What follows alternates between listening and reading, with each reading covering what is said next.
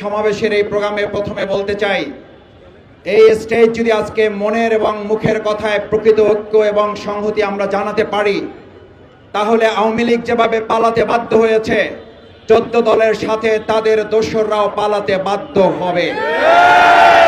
কিন্তু আমি অবশ্যই এটা মনে করতে চাই, আজকের এখানে মুখের কথার সাথে আমাদের বুকের কথারও মিল থাকতে হবে। আমরা এখানে একটা কথা বলে যাব, আবার বাইরে গিয়ে আমরা কাজের মাধ্যমে দেখাবো যে না, জাতীয় পার্টিকে আমরা নিষিদ্ধ করতে চাই না। তাহলে প্রমাণ হবে জাতীয় পার্টিকে যদি হজম করা হয়, একটা সময় জাতির উপরে চাপিয়ে দেওয়া হবে। আওয়ামী লীগকে হজম করার জন্য আপনাদেরকে প্রস্তুত থাকতে হবে। আমার ভাই এবং বন্ধুগণ, নূরকেরা যারা হামলা করেছেন, আমাদের মাথায় রাখতে হবে নূরের অনুসারী এবং নূরের অগ্রগামীরা এখানে আছেন। আজ নূরকে আক্রান্ত করে যদি তারা পার পেয়ে যায়, শফিকুল ইসলাম মাসুদ সহ আজকের এখানে সংহতির নেতৃবৃন্দ মাথায় যেন রাখে, আপনাদেরকে রক্তাক্ত হওয়ার জন্য প্রস্তুতি নিতে হবে।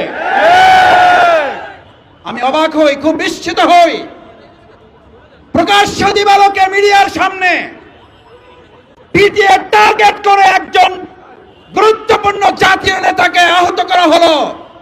তার জন্য আপনারা যে কমিটি করেন, আমার আপত্তি নাই, কিন্তু এতদিনে সেই মিডিয়ার সামনে চিহ্নিত লোকগুলো গ্রেপ্তার না হওয়া শুধু অশনি সংকেত নয়, এই জুলাই যোদ্ধাদেরকে রীতিমতো অপমান এবং লাঞ্ছিত করার সামিল।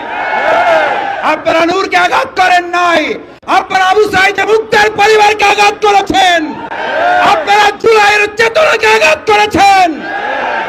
আমি বক্তব্য শেষ করতে চাই একটা কথা বলে, আজ নূরকে আঘাত করার মধ্য দিয়ে এই প্রশাসন যদি এটা প্রমাণ করে তারা একটা প্রোগ্রামের নিরাপত্তা দিতে পারে না, আমি আমার সামনে উপস্থিত ভাই বন্ধুদের জিজ্ঞেস করতে চাই, তারা আগামী দিনে অবাধ, সুষ্ঠু, নিরপেক্ষ নির্বাচনের জন্য লক্ষ লক্ষ কেন্দ্র পাহারা দিয়ে আওয়ামী দোষর মুক্ত করতে কি তারা সক্ষম হবে? আসুন, বিচার এবং সংস্কারের প্রশ্ন সেই জন্য এসেছিল। আজ এখানে বক্তব্য দেওয়ার কথা ছিল শেখ হাসিনার বিচারের দাবিতে, অথচ আজ আমাদের কথা বলতে হচ্ছে নূরের উপরে হামলাকারীদের বিচারের কথা বলতে।